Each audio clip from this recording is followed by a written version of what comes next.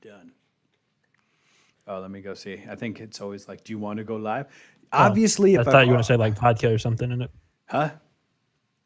You thought wow, is that how little you think of me?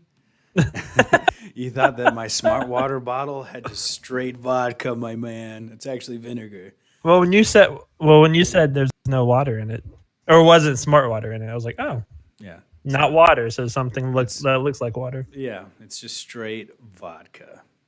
Straight vinegar pussy. Well, I didn't know you were Russian. yeah, well, now you know. Howdy there, true believers. Welcome back to New World Nerds. I'm Superman Nico. And in this live stream, we're going to be talking about Chapter 16 of The Mandalorian, The Rescue, the most jaw-dropping TV event in history, question mark? Definitely up there. But I am not alone. Much like Mando, I went and got a ragtag team of nerds. By team, I mean I just got one guy, and his name is Andy. He's a shout out. Here we go. Andy, make some noise. What's up, man? Oh, it's good. How are you? How are you? It's been a while since you've been Yeah, on the line, not just yeah, I not just know. on New World Nerds, just this life on the line. In general, I know. I haven't really, I haven't done anything on YouTube in a while, and I've been quiet on Twitter for a little while too. So it's just been, it was a nice little break that I think I needed Yeah. mentally because just the world as itself was just annoying me, and so I just kind of needed to take a step back from everything and I just kind feel of that. reset. Yeah, That really hits me where I live. You know? I think that hits everyone where they live today. There's some good things to come out of 2020. I think the best thing would probably be Mandalorian season 2.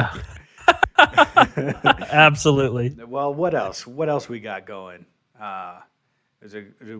Carol Baskins? You want to put that up in one of the best things of 2020? I wouldn't. I mean, I was a fan of Tiger King, No, I thought it was but terrible. I was like, I hate oh, this. I hate all of it. I loved it because like when I grew up in like the very eastern part of Kentucky, so like very much like in the mountains, like redneck area. And the sad part is, I know a lot of people from my extended family that reminded me of Joe Exotic. Yeet. And so I was like, oh, this is what my family used to be like. I'm glad I'm not there, but it's fun watching it from a distance at least. Yeah. From the arm you still have attached to your body's distance. Yeah, absolutely. So, And she was on Dancing with the Stars, did she and the do any first good? no, but the first night she was there. The only reason why my mom loves it, but I watched it because Carol Baskin was on it, and I really like Tiger King, and so I went to watch it. And before she danced, her husband, that she definitely murdered, by the way, Yeah. they did a You know him. commercial. They did a commercial saying, if you have any evidence that she killed our husband or she killed our father or our son or brother, or whatever, please come forward to this lawyer. So like they like put an ad out before she went on to dance. Hey, look, that's how you get the word out. And that's a lot of money to try and Oh, take her yeah. down, you know? There must yeah. be, I guess because they would probably sue her for something of some kind. Probably. I'm just Yeah. trying to figure out how profitable that would be. I don't know, man. I don't I'm know that kind of stuff. That ain't me. I'm sure she would go to jail. Maybe. Oh, come on. White people don't go to jail, Andy. Anyways. Just kidding. But there was an intern when I went to Australia. There was an intern that was from Kentucky, and when she tell the Aussies where she was from, everybody would laugh. I don't know if there's a joke that Australians know about Kentucky that none of us do, or is Kentucky Probably. just a joke? I don't understand. Or maybe the way she said It's it. probably from like the blue people, if you've ever heard of them. The blue people. Yeah. I think that's in Kentucky, where it's like, because like the big thing of like Kentucky is Appalachian area, so like you can marry your cousin and date your sister and all that stupid stuff, which isn't true. Okay. But like apparently like people in the early days that lived in Kentucky or whatever were blue because of all the incest they had and stuff. I don't know. It was something stupid like that.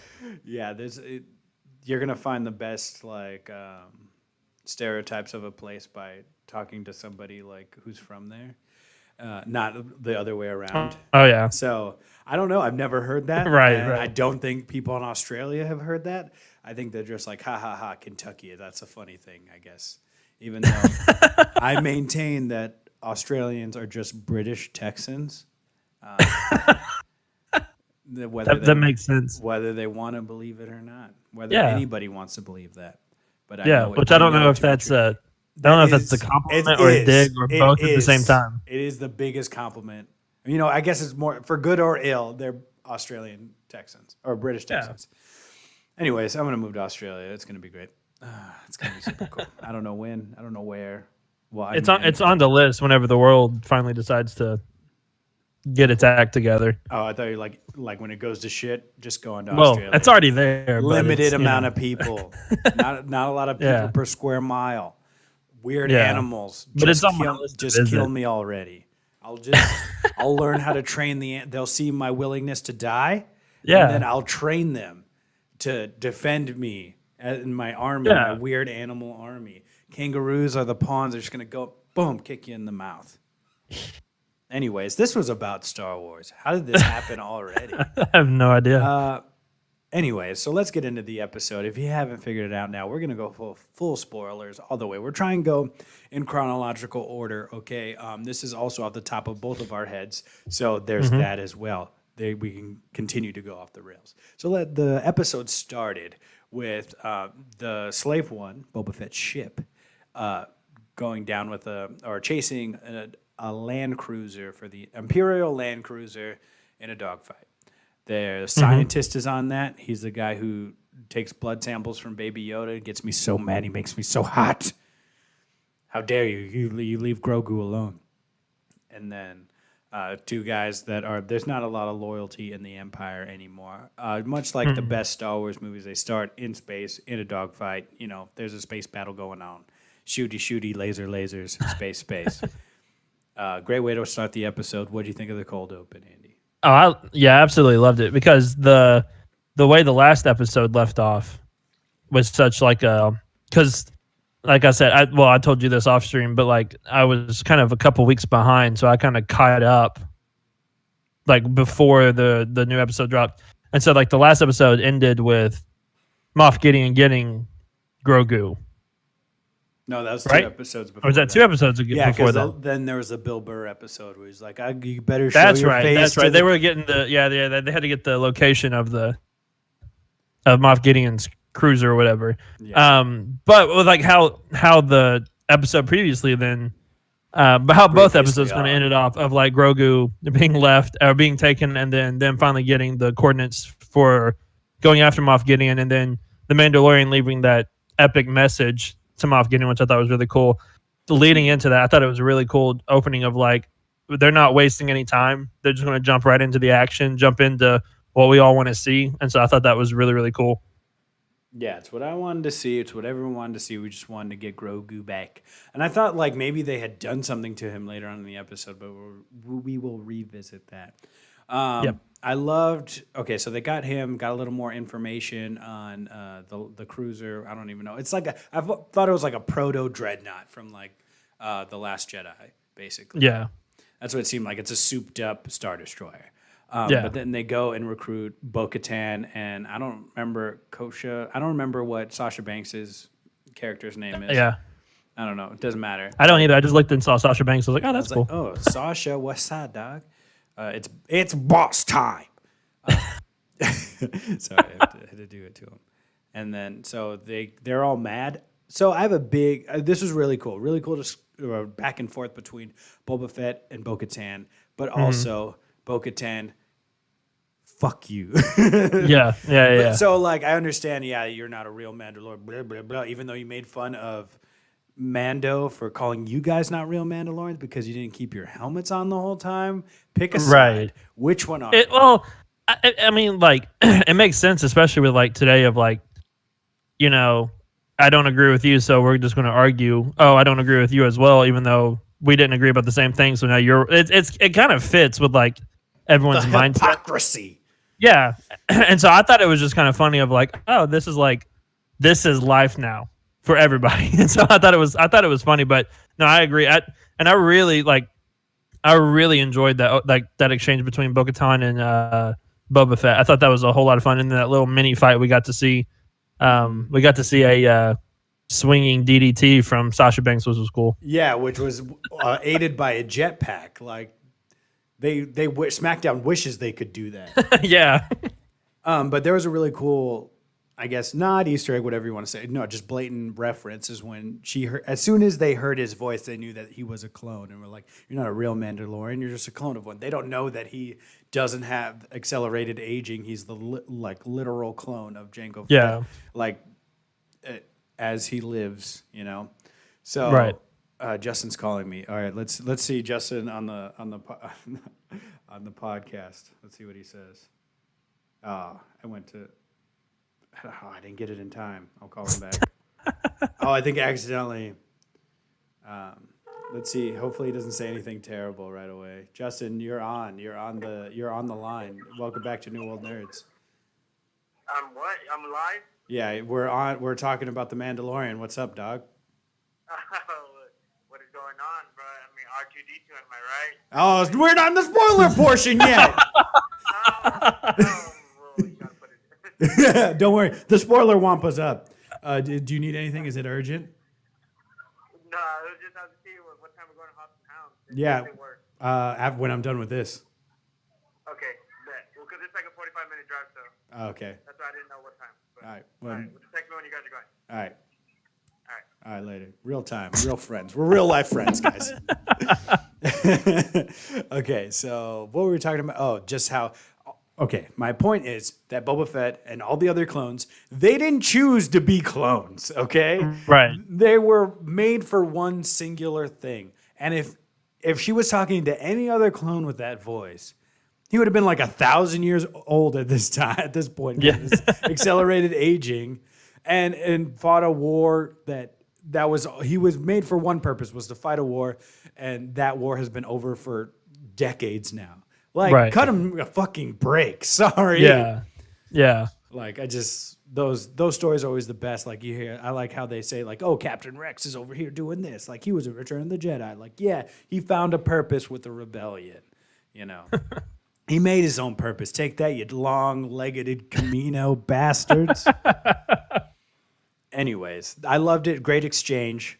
Loved Boba Fett firing right back. Hasn't missed a step in the Right. seedy underground. I'm sure he's had to have made some quick quips when dealing with the underbelly of the Star Wars universe. So that was Yeah. really cool.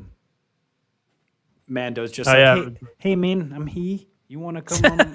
We're gonna go on a big bloody ship. You want to come? And like I like because like I think the first season Mando was definitely, I think he was more like Boba Fett at the beginning of like he would fire back, he would talk back, he would do all those things. But then like it's kind of like looking at a guy that like just got married or doesn't have a kid, living life, and all of a sudden when he has a kid, he just like completely changes and it's just like I don't want to fight, I just want to do what I need to do.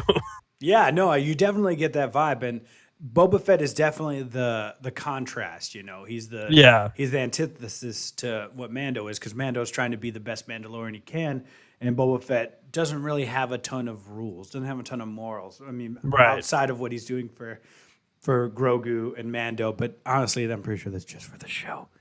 Like, Yeah. I mean, all of it's just for the show, right? It's not real, but like, you know what I mean? Like, I felt like they had to kind of write that in. But he's like kind of the bad Mandalorian where he doesn't follow the rules. He's just a simple man making his way in the galaxy, and Mando lives and dies by the creed. Yeah. And so it's kind of like it tries to see like how those both work and how the good karma can come around and how the bad ones don't, I guess, with Boba. Not that we've necessarily seen that yet, but we will probably next year. Right. Just the good karma coming back is like with Carson Teva saving him on the ice spider planet. Yeah. And so, excellent exchange. They join his cause because Mando agrees to join Bo-Katan's cause after they save the child, which I think is perfect. That's definitely where the story is leading, to the Battle of Mandalore. Go ahead and watch my video about that. I called it, baby boy. I did. I said that it was going to be a certain Jedi Master who just wanted to go pick up some power converters. And I said that Mando should be the one to restore the Mandalorian home of Mandalore because these people gave him one. It'd be very cyclical. Yeah. And I learned that word Big a couple word. days ago, as you can see. Big word. Yeah. It's really somebody not. graduated college. Sure did, but not. I didn't graduate in words. But okay, now it's time to go talk to the scientist. So he's like, blah blah blah. You team here, strike team there. I hated how Mando is just like, oh, I gotta go alone. It's like, no, like, why'd you assemble a team then, idiot? And Right. but then you figure out like, okay, they're gonna a pincer maneuver, and then they're gonna figure that out. Dark troopers get them in the airlock, all that good stuff. So he was gonna go to the shadows to the left. Yeah. They figured it out, and there was a shot once they get on the cruiser. Or I guess before we do the getting on the cruiser, how'd you feel about the way they got into the ship? Yeah, no, I really enjoyed that. I'm kind of because I watched it like what 2 days ago? No, yesterday. Yeah, wow, today's only Saturday. It feels like 3 days ago. But no, I really the whole time of them getting onto the ship and them fighting from I always forget her name, the big girl. Cara Dune. Yeah, from like her gun jamming and then her just like using it, swinging it, hitting people in the face with it. Stormtroopers still can't hit anything. Yeah, of course not. Oh man, it's so terrible. I just don't. You would think after all these years, somebody would finally get to hit somebody. They shot Leia once. Yeah, but That was about it. they haven't killed anybody though, and it's like Whoa, there's like hey, 80 of you, and there's only one. It's and because just those dang rebels, dude. They're the bad guys. Well, look, I don't know about you, but somebody had to operate the Death Star, named that bad boy, and that really put their KD up a lot. Anyways, there was a good callback to that Alderaan blowing up. They just really love to bring that up all the time. But I guess if you saw a planet blow up, maybe front page news for a while. Yeah, definitely. But yeah, I like the idea of it, and Boba Fett, like, we don't see him again in the episode. He chases them, and then he says, peace out. It's like, no, the jig is up. They know the fix is on. You can come back, Boba, and help us out. Like, you have Fennec, I don't know her first name, whatever, Agent May, that's what I'm going to call her. They have Agent May there, but he's just like, peace out, Girl Scout. I'm not coming back. Take my name, Cyborg. But she's really freaking dope in this episode too. Yeah, she did a great job. There was one point when they were all crossing the bridge where there was Bo-Katan, the two Mandalorians and the two rebels, I guess, whatever you want to call them. There's four people, and then I was just like, they're all women. I was like, the feminists are taking over. I thought of the vibe. I was like, but somebody out there's like, blah, blah, blah, I can't believe it's not my Star Wars. Yeah, it's like that Avengers Endgame scene. Yeah, exactly. It's just like, oh, what was this last harvest? I was like, well, why wouldn't you want to give something the fans want? Like, for me, I didn't think, I was like, when I saw that in Endgame, which I think is a little more blatant, this one, it made more sense story-wise. But like in Avengers, like, I didn't realize there's so many. Like, good. I'm glad they can do that now. But like, still, it's like not a lot compared to how many of the other people there are. And like with this, when it was just down to the four of them, I didn't even like, that didn't even register to me because I was like, this makes sense. It's not forced, and it's like, it's really cool how they're doing all this. Yeah, it only registered for me because I'm a terrible person, and I like to make bad jokes. And so I really like the maneuver where they're like, oh no, they got you, and then they took off with their jetpacks, and then they came back down. It's very cool. Jetpacks in why are Mandalorians not more prominent in Star Wars? Why were they more? I understand like Clone Wars and all that, maybe not that one, but in the sequel trilogy, why do we get more Mandalorians? Or they were for real, or was somebody at Disney, Kathleen Kennedy's just like, don't touch him. You can't. For whatever reason, we're gonna make a bunch of TV shows about him. I swear to God, if you touch my Mandalorian, I swear to God. And then she just like has a knife. Yeah, J.J. Abrams' throat. She probably wanted to after the Rise of Skywalker. Well, both of them. They were like, you were supposed to fix everything. It's like you wanted me to make a completely different movie. And is that what you told him after you saw my movie? I don't understand. It's like poetry. It's like a haiku. The rest of Star Wars is a poetry. The sequel trilogy is a haiku. It doesn't rhyme at all. Thank you. All right, and then we get Mando coming in trying to fight the Dark Trooper. One he had lots of trouble with, and I thought that was really cool. I was like, all right, this guy seems pretty menacing. How much did it make you cringe? Like, not in a bad way, like because of physical harm. Because when that Dark Trooper was just plowing his fist into Mando's head. Oh, it was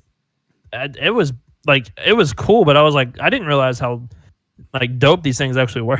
Like they're really cool to have. And then, because I really like the fact that like obviously his armor isn't going to break, but that doesn't mean that he still doesn't feel the pain of like his head being smashed into the wall. And so I thought that was really, really cool. Yeah, all the fights with the Dark Troopers are really cool. Yeah, I really enjoyed that. And then Justin told me, he's just like, I didn't think they were going to come back. I thought they were done. I was like, no. I didn't either. Yeah. I was like, they have jetpacks, idiot. So, I completely forgot about that too. And then when they all came back, I was like, oh, this is, oh no. I definitely thought like, oh, dang it, diggly dong dang. But when they were bearing down, we're jumping ahead. I said we wouldn't do that. But when they were bearing down on the blast doors, I was like, oh, shit, dog. Yeah. All right, anyways, Mando throws him in the airlock. I don't remember what he hits him with the Beskar spear. Came in handy, thank you, Majesty. I think we did it. Reconnected successfully, it says. Good job. Good job. We're back, baby. I don't know if I said it. I was just commercial break. I was saying that Mando should have a second gun. Maybe I'm going to make sure if I don't have to push live or anything like that. It's just, no, you're good. You're back. No, we're back, baby. So I think that Mando should have a second blaster, maybe on his hip. He can just like turn real quick and pop, pop, like a Western. Yeah. Because there was a point where he like Moff Gideon brought the Darksaber off a little bit further away from it, and like you could have popped him. What do you think about the? I've never seen it. Well, what do you think of the Darksaber effect? Because it comes out differently than a lightsaber. I like it. I really do because it's not the same. Like it's not because one of my biggest issues, and it's probably not a lot of people because a lot of people get mad when things change in Star Wars. But one of like my biggest issues with Star Wars is the fact that everything is the same, like nothing really ever changes, and so I like the effect of it that it was completely different than really anything we had seen. Like they had the same mechanics as a lightsaber, but it had the shape of a sword. It had a different shape, it had a different tone, all of that stuff. I really, really enjoyed it, and I thought it looked fantastic. Yeah, I really enjoyed it. And then they just drained him of all of his blood. He needs a sugar cookie after you donate that much plasma. But yeah, I thought that maybe they had done something more to him and maybe poisoned him or something like that, or maybe tampered with his blood. I know that's like a deep who would have thought that far ahead? But just because when he puts him down, whenever they get to the bridge, it seems like he's still very weary. I understand he's a small little baby boy. Yeah. That was just something I thought maybe. It's like, oh, and now for my real trap. Suck the poison out of Baby Yoda or die. Something like that. Yeah. And then, Mando, if you bought that, you're a fool. You're like, yeah, just go ahead and grab him. Yeah, it's cool. Yeah, just do it. Mando's like, oh, okay, cool. And then, that was really. And then they got into an epic fight. I was waiting for him to pull the Beskar out. So did he not know that it was pure Beskar, his armor? Because that was pretty stupid to just keep wailing on him like that. I don't think he really cared at that point. I guess not. I think he wanted just to do as much damage as he could. Because I mean, like, even though it's Beskar and it's not going to break, it's kind of like the getting punched in the face. Like I'm sure he still feels the effects of it. And so, I think it was just one of those of trying to catch him off guard. And so the only thing he could think to do was just attack him. But I don't know. Yeah, no, I think you're right. And then the face off with the spear, obviously there's a lot of foreshadowing from the Ahsoka episode. And did it live up to the hype? I thought it did. I thought it was super cool. Yeah. Oh, yeah. And so we got an epic fight. Mando was able to beat him in hand-to-hand combat. I was kind of like, I thought that was like, well, shouldn't he win since like everybody's like in fear of him or whatever? But he's using the power of love on his side. So the power of God in anime is on Mando's side. So I guess that's why. But then we get back to the bridge. Because I just want to talk about this already. So we get back to the bridge. Moff Gideon is drug by Mando. He literally had to do everything. He got the Darksaber, beat Yeah. Moff Gideon, and saved Baby Yoda. He didn't even any of you. You guys were all just a distraction. Yeah. And he got rid of the Dark Troopers, so we thought. And they're all just saying, "Hey, man, we can bloody find a mate. Oh, you got a mate. Good job." Oh, too right, mate. Sorry, I don't know why I do that every time. It's just fun. It's just a fun thing to do. Oh yeah. But yeah, so you're getting back to the bridge. And Bridge. then and Bo-Katan's like, "Oh, you beat him. I was supposed to beat him." It's like, shut up. Just make up a good story. Write a script. Yeah.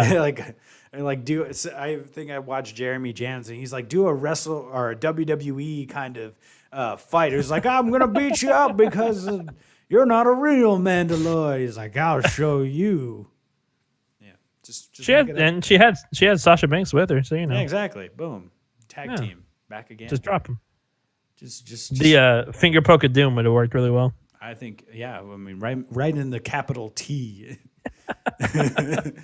But I thought that was. I mean, but jokes aside, that is a really cool thread that now we go into season 3 with. Like, well, what's Yeah. going to happen? There's no easy answer, which I think is really cool and really intriguing. And that's really cool with him is like all the people that he is associated with are not necessarily good people at all. And so like at any point, any one of them could turn and be like the Moff Gideon of the next season. Yeah, Or like the next 2 seasons or whatever. I wouldn't be and he's- surprised if it's Bo-Katan as the villain of the next season. Yeah. Yeah, I wouldn't be surprised either. Especially with what they're doing with Boba Fett on his own. I think that would be definitely the smart way to go. And you could build off that for another season or 2, really, if you wanted to. Yeah, I agree. And then that would be a cool thing to bring back in Ahsoka and have Yeah. her kind of be like the third party in that, maybe the peacekeeper of some kind, bring her back into the action, or, whatever they want to do with her show, I guess. Maybe she won't be showing back up in The Mandalorian before her show comes out. Probably not. But I do think that with the announcements, I think they will have, so Mando, Rangers of the New Republic, and Ahsoka all going, right? I do think that like maybe with the CW, Avengers Endgame-esque, still culminate in some sort of like TV event of crossover. Yeah. I think they'll probably do a lot like what Netflix did with the Daredevil and Luke Cage and all of them, and then bring them together for, I forget, it was so bad, I don't even remember what it was called. What, all the Defenders. The Defenders. Yeah. Yeah, I watched that. It wasn't yeah, even I that did too, bad. but It it was- wasn't even that bad. I have not revisited it though. I just loved Just it. I just the loved dragon Charlie under- Cox. The Dragon Under the City really. Was super cool. Threw me out of it. Really, Threw me really out of it. brought it all together. Tied it Oh in yeah, nicely. definitely. It's so funny though. Like they make fun of it on the Weekly Planet all the time. It's like, oh, does he know about the dragon bones? It's just like they're all doing the 360 camera. It's just like, hey man, Yeah. there's dragon bones under here. Well, if the Dragon Bones show up in Spider-Man 3, I may just walk out. That's wow. This just breaking news. Yeah. They casted the Dragon Bones in Spider-Man 3. Yeah. Yeah, forget Charlie Cox and That doesn't. whatever his other Punisher, whatever his name is. That doesn't. If Charlie Cox doesn't happen, I will physically hurt Justin. And Oh, that's nobody fine. wants that. Yeah. No, nobody will. I'm gonna do it right now. They've got everybody else in that movie. Why not bring in all the Netflix Netflix Bring me characters. in there. I'll Yeah. do it. I'll be a Spider-Man. I'll be a hey man. Oh my gosh! Imagine Korg Spider-Man. I need it. Oh, I'd be down for that. Let's watch some Korg Spider-Man. I'm down for it. That would Heck yeah. yeah. That would obviously be better than the Raimi Spider-Man and the Just shut up. Oh, you need to stop. I want to see all, and that's not what even we're talking about. We're going off the rails again. We got 15 minutes, baby. So what else were we talking about? Okay, so yeah. well, I forget what we were talking about, but I was going to bring up a point. No, I don't remember what it was because we started talking about Gideon Spider-Man has 3. a blaster, or we're talking about who's going to be the villain of the next season. Oh yeah. Anyways. But no, we were talking about all of them come together and stuff too. Yeah. I think that really it would be a very smart direction for them to go, especially in like we don't necessarily know when the next Star Wars movie is going to come out because with COVID and everything else, everything is literally being pushed back farther and further. And so I think this would be a really simple and easy way for them to like, hey, here's a really big epic event for everyone to enjoy. You know, if you have a Disney Plus subscription, and then I think it would work really, really well. Here's more stars if you give us your money. But yeah, I think that's definitely something that would be very viable, very profitable. That's what they care about, but I also think it'd be very entertaining for all of us. Oh yeah, give Disney all my money, baby. They already have it. They already have it, yeah. But all right, so then we get the Dark Troopers returning. Moff Gideon hides a blaster. They're like, "Oh, dude, what are we even gonna do about this? This is crazy." And then so the Dark Troopers show up. They're banging on the door like a battering ram. They're just punching it, which I thought was kind of dumb. I was like, I understand they're building tension. They got face shots of everybody in the bridge like 1,000 times. Like, oh my gosh. They really should have just taken the playbook out of Toy Story 2, and just picked up one of them and used their head as the just like Rex and Toy Story. I don't want to use my head. Yeah. Yeah, it would have been great. And then we saw the X-Wing. Did you know as soon as you saw the X-Wing? I didn't know for sure, but I was like, oh no. I was I wasn't excited at first because like, oh no, this is.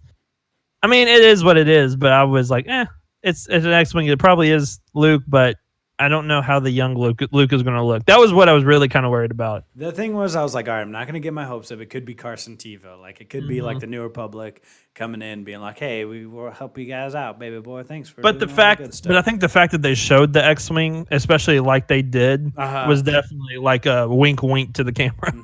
How would you, I understand the slow burn and all that stuff.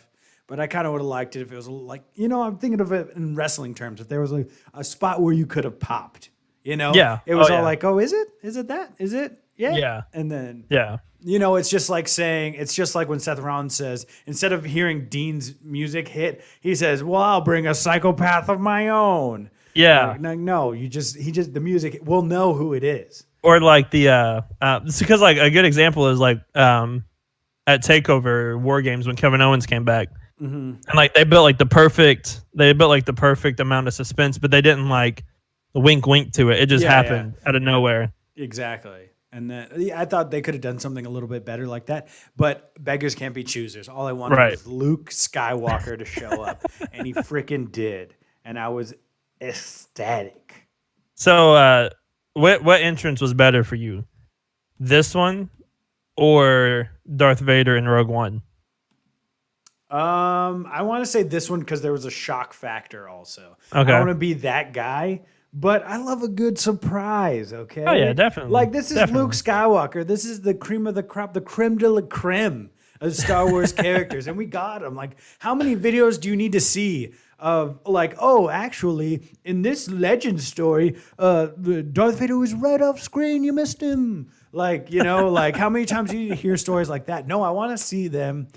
I want to say in the flesh, but in the CGI digital flesh, I want to see them, interact with these characters. Don't just tell me like, well, actually, this one was a hoot. You should have saw that one. I couldn't because you didn't write it in the actual story. It's not in the like saga. I want to see that kind of stuff. Don't just keep telling me it's like, well, actually, if you read this book, there's plenty more context. Show me the book. Show it to me. Yeah. Tell me. If I didn't see it, it didn't happen. And it's just reinforcing because I know I saw something that's like, oh, I guess Star Wars is just one character. Shut up. Just shut up. Yeah. It is. Yeah. You watched it because you watched it and you saw yourself in Luke like all of us. Oh, yeah, definitely. So don't even give me that. Like, oh, it's just a one character. We all stayed for Luke, but we all really stayed for Jar Jar Binks. Yeah. Shut up. Now this is pod racing. Now this is podcasting. Dude. That's got to be the opener now. That definitely has to be the opener. This is podcasting. But no, I definitely agree of like the fact that like it isn't about one person, but at the end of the day, it really is because the more you show Luke, the more invested a lot of people are going to be like in it, and I don't think that's necessarily a bad thing. I was worried because Star Wars CGI is not necessarily always the best in a lot of ways. But I thought this one was perfect, even though they had Sebastian Stan probably like a studio over. They could have just been like, "Hey, you want to come play young Luke for us real quick?" But I thought this worked out really really well, and I mean it looked really good, especially for like a Disney Plus show, which basically has a budget of a movie, but it still looked really really good. I But thought it still is a TV show, and you forget that it is. Yeah. You know, because Yeah. it's done really well. this was definitely gave the hype of like of a blockbuster Star Wars movie. This episode definitely was that. I think the whole season was in a lot of ways, but especially this episode was like the go home happy feeling at the end of a big Star Wars movie. Yeah, I completely agree, and I felt like it's something I haven't felt in some In time. a long time. Like, and trust me, I'm not one of those guys. I'm not going to yell about the sequel trilogy on the internet a lot. Like, the biggest problem I have is that they didn't have a plan. You knew you were going to make definitely. you knew you were going to make 3 movies, so have it be one story. That's it. Yeah. That's all I wanted. I understand. Like, I could have come to terms with the rest of it, you know? And like you can have one story with like 2 directors if you want. Just make sure that everyone's on the same page of what the story is. Exactly. And They can shoot it in their own style. I don't care about the style of a movie. I just want the story to stay consistent throughout the entire, like throughout all 3 movies. And I that definitely did not happen with the sequel trilogy. And say what you want about The Last Jedi, but that's the best looking one. Oh, absolutely it is. Yeah. The sand that turns red at the end of the movie, like on that, I forget all the planets mixed up, whatever it is. Yeah. It was absolute, like that was one of the most beautiful shots I had seen in a movie in a long time. And Knives Out was great. Knives Out was great. Did I lose you? Do what? I said Knives Out was great. Oh. Knives Out was great. Anyways, we're not talking Ryan about Johnson's not that bad of a director. He's not. But so was this the Luke Skywalker you've been waiting for? Yeah. I would say so. You can say all that stuff like we're not going to talk about The Last Jedi. Like, and I don't even dislike it that much. There's just some things. So Luke, this is what I was waiting. This is what I've been waiting for. As soon as this felt more like the original trilogy to Luke than we had in a long time. Yeah, this is just, and that's obviously the best Luke. Mm-hmm. Yeah, the Return of the Jedi Luke is my favorite Luke. Like, it's so great. It's awesome. That's why that one's my favorite. You can say whatever you want about the Ewoks, but they're fucking awesome too. Oh, I love the Ewoks. So I just hate Star Wars fans. Like, just Empire is good. That's the only one you like. That's dumb. You're dumb. No. You're not a Star Wars fan. Honestly, they're not. They obviously haven't. They don't hold up as well because they were made in the 70s and 80s or whatever. Yeah, but when you take that into account, like the movies themselves are really really good. Mm-hmm. Like back to the Empire Strikes Back is my favorite Star Wars movie. Mm-hmm. But like it's literally like 1A, 1B, 1C in a lot of ways. Like all 3 of them are really really good. Mm-hmm. And then honestly, I think maybe A New Hope, it might be my least favorite. But then I'll say that, and then I'll, like, as soon as it's on, I can't stop watching it. You know, it's just one of those things. Right. And then it's just like, well, there goes my day. And but yeah, I really loved it. I really enjoyed it. I liked the reveal. I understand the slow burn probably had to happen, but I just would have rather just a quick pop kind of thing. Like, but seeing the X-wing, all that stuff is very cool. And maybe we got one of the even better cameos was we got R2-D2.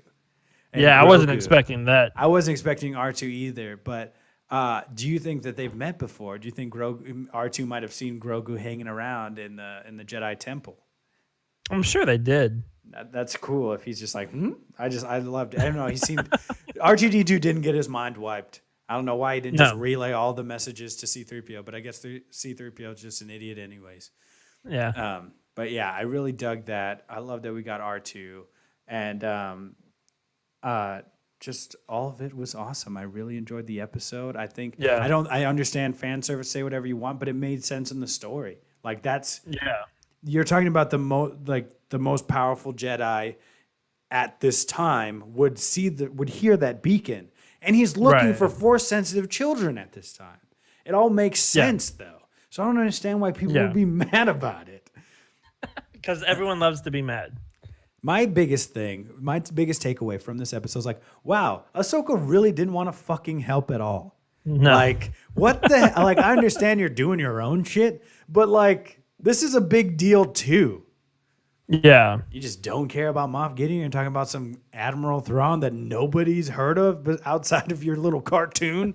I'm just kidding. But Grand Admiral Thrawn would be great. Fan cast Benedict Cumberbatch, whatever. It doesn't matter. Oh, that'd be fantastic.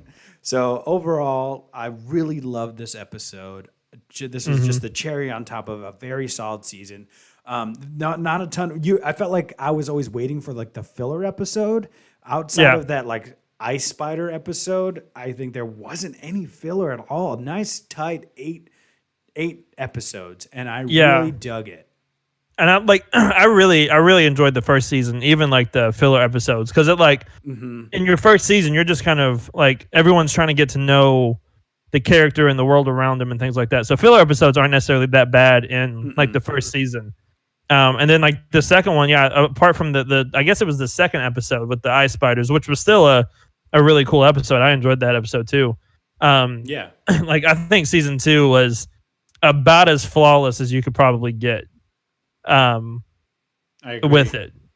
And like I'm not a huge Peyton Reed fan. I think Peyton Reed got very lucky with Ant-Man because of because of Edgar Wright. And then he just crapped the bed with Ant-Man and the Wasp. That was a terrible movie. Disagree. And so when I don't think it was that bad. Well, I don't think it wouldn't have been bad if he didn't just show everything in the trailer. Like that was my biggest complaint, is all the cool stuff was shown in the trailer. So other than the end credit scene, there was really nothing to show that movie. Like there was no purpose for that movie in a lot of ways. He had to make an Ant-Man 2 when the Russo brothers already took his big reveal of Giant Man. Yeah, and I get that, but I'm happy it happened in Civil War instead of his crappy movie. Me too. All right, let's finish closing thoughts. Let's get it. But I'm like, when I first heard that Peyton Reed was going to direct this episode, I was very hesitant at first. But then I shouldn't have been, because I forgot Jon Favreau was like basically in charge of this whole thing, and it all really worked out in the end. I thought it was done fantastic. And I wouldn't mind for Jon Favreau to kind of take the role, kind of like a Kevin Feige for the Star Wars universe. I think he would do that very, very well. Because he obviously cares about the material, and if he continues to produce stuff like this, if he's in charge of kind of everything, or his handprint or his fingerprints on everything, then I think it would, like, Star Wars could only benefit from it. It wouldn't hurt it at all. I think as long as it's a team between him and Dave Filoni, because I think Dave Filoni does a really good job too, and I think he's a big reason why this all worked. I think John Favreau is more of the story kind of guy. And then Dave Filoni kind of puts the story into the Star Wars universe and sees how it fits, like where it goes from there. Definitely. So because Jon Favreau takes the risks, but like he kind of masks them in a way that like you don't necessarily see that it was a risk or like something different until it's already passed, and you're like, oh, that wasn't too bad. Like it worked out really well. Yeah, I agree with that. So I thought the season was, like you said, almost flawless. I really enjoyed every episode. I never went like, that was it. I enjoyed them all. The only thing I had a problem with was that Grogu's a cold-blooded murderer of those the frog lady's eggs. Listen, when you're hungry, he's not a child. He's 50 years old. Like, he knows what he's doing. But he is a child for his species. You never know. He could age like a dog in dog years of like. He could only be like 5 years old. You never know. Yeah, but he still knows what he did. He knows what he did. That stone cold son of a bitch. Anyways, really good. The end credit scene was Boba Fett taking Jabba's palace back from Bib Fortuna. Shout out to Bib Fortuna. I guess the throne adds about 5 pounds, I think so. or so, 50 pounds, whatever. I think that'll be cool. I'm looking forward to that next year. That'll be cool. There's a lot of cool story threads left to go over. And so that's really exciting. It's not just like, okay, what now? I don't know if Grogu will stay off. I wouldn't hate it if he takes some time off. I would feel a little cheated if he never came back. But I think there's enough story to where we don't need to focus on that anymore. Yeah. I would be fine if they focused on like the Mandalorians for like the next season, or like next season and a half, even really, and then like at some point you could bring Grogu back for like something's going on or something's happened or whatever it is. I think that would work really. Or if like Grogu came along and helped Mando in like the Mandalorian war or fight or whatever is probably going to take place at some point. I think that would be really cool to see as well. Yeah, I agree. Last question, last thing we'll discuss. Did Kylo Ren kill Grogu? Oh wow. Now he's Be dead. kind of it'd be Is that why Luke thought he was irredeemable? Because he could kill somebody like Grogu? you know what, I'm for it. No, no. No. I'm for it. I think he'll be in episode 10, Grogu. Probably. Yeah. All right. Well, thank you so much for joining me, Andy. It was a pleasure talking to you. I'm so glad we Oh, got absolutely. to talk again. I know we're always like, we should do a live. We're going to do a live? No, we won't do a live. Like, it's just schedules, life gets in the way, but I'm very glad that you were able to come on. Go ahead and plug all Absolutely. your stuff. You can follow us on Twitter at Dorks Next Door. Take out the E from next. You can also subscribe to our dead YouTube channel, Dorks Next Door. And yeah, we don't. I'm not going to promise anything because we're just trying to get our feet back underneath us again. But hopefully, some stuff will be coming out soon. Excellent. Go ahead and subscribe to those guys if you haven't already. Well, thank you guys so much for joining us here on this live. It was so much fun to talk about The Mandalorian with my good friend Andy. Make sure to leave a like down below. Subscribe to the channel. Follow us on Twitter at New World Nerds and keep nerding out there, true believers. As for what's coming out pretty soon, I have no idea. Probably just I know we have some videos in the works, but don't expect anything too crazy. It's probably going to be like a game highlight thing this week, and then just going to be pretty slow during the holidays because nobody watches YouTube at that time, anyways. So I'll see you guys in the next video. This is the way.